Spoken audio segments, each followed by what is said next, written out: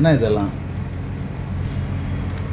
எங்கள் வீட்டில் காசு இல்லை, அதான் வீட்டில் இருக்கிறதெல்லாம் பொறுக்கி சேவிச்சிட்டோம். இதெல்லாம் வேஸ்ட்டு. ஆனால் வேஸ்ட்டுன்னு சொல்ல முடியாது, இது ஒரு பிஸ்னஸ்.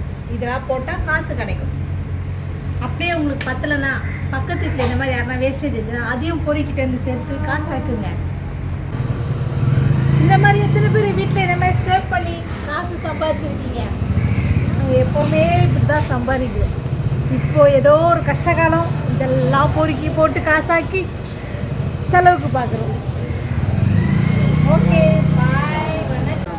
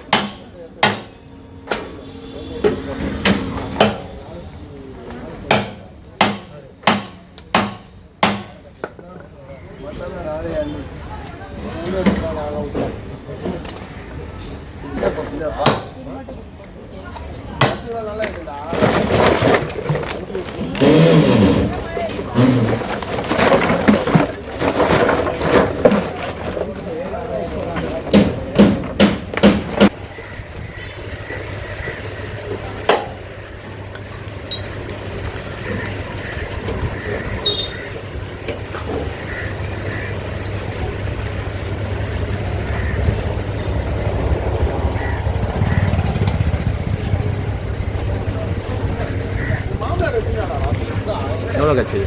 100 ரூபாய் கிடச்சி. 100 ரூபாயா? 3 பை போட்டேன், 100 ரூபாய் கிடச்சி. Okay okay.